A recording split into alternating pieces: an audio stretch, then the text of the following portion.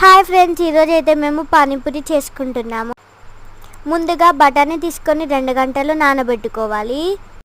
ఆలుగడ్డ తీసుకొని ఒక గిన్నెలో వేసి అందులో వాటర్ వేసి 2 గంటలు నానిన పచ్చి బఠానీ కూడా అందులో వేసుకొని వీటిని మెత్తగా ఉడకబెట్టుకోవాలి.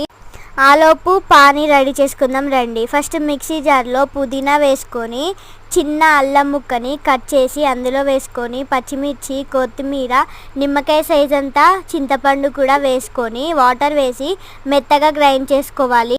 ఇప్పుడు స్ట్రైనర్లో వేసి స్ట్రెయిన్ చేసుకోవాలి. కొద్దిగా వాటర్ కలిపి ఉప్పు కారం వేసుకుంటే పానీ రెడీ అయిపోతుంది. ఆలుగడ్డలని పొట్టు తీసుకొని బఠానీ, పసుపు, కొత్తిమీర వేసుకొని స్మాష్ చేసుకోవాలి. మేమైతే పానీపూరీలని వేయించుకుంటున్నాము. మన ఛానల్ని ఎవరు సబ్స్క్రైబ్ చేసుకోవట్లేదు, ప్లీజ్ సబ్స్క్రైబ్ చేసుకోండి.